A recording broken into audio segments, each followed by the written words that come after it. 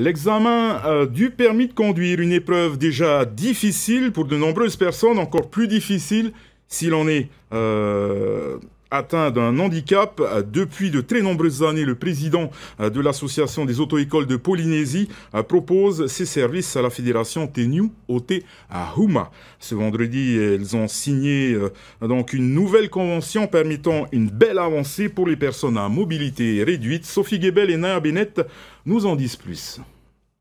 Depuis près de 24 ans, Rachid Le Kadir est le moniteur attitré des personnes à mobilité réduite désireuses de passer leur permis de conduire. Aujourd'hui, il a rendez-vous avec Matatini, 31 ans. Le jeune homme passe sa toute première heure de conduite. Très stressé. Pourquoi?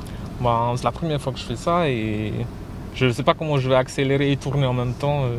Beaucoup d'appréhension, mais cette voiture, acquise par la fédération Teniu Ote Huma il y a 10 ans, a été spécialement adaptée.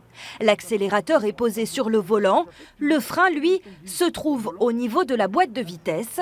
L'exercice est assez complexe, mais pas insurmontable. Donc on met une main de chaque côté et on déplace pour voir toute la vitre arrière. Ce qu'il faut jouer beaucoup, c'est sur la psychologie quand même.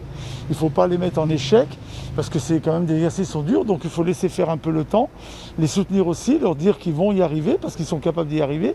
Mais il faut du travail et du temps et des leçons bien sûr. Les leçons, justement, seront désormais 50% moins chères pour les personnes à mobilité réduite. Une mesure actée entre la fédération et le président de l'association des auto-écoles de Polynésie au travers d'une convention.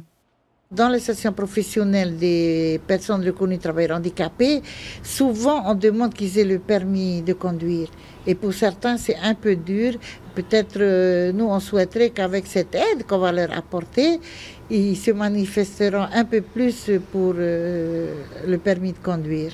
En plus de cette signature de convention, 1800 masques de protection et des kits de fournitures scolaires ont été distribués aux 25 associations que compte la fédération Teniu Ote Huma, des dons qui ont été faits par le pays et la Banque Socredo. C'était Sophie Guébel depuis Whareute pour Tahiti Nui Télévision.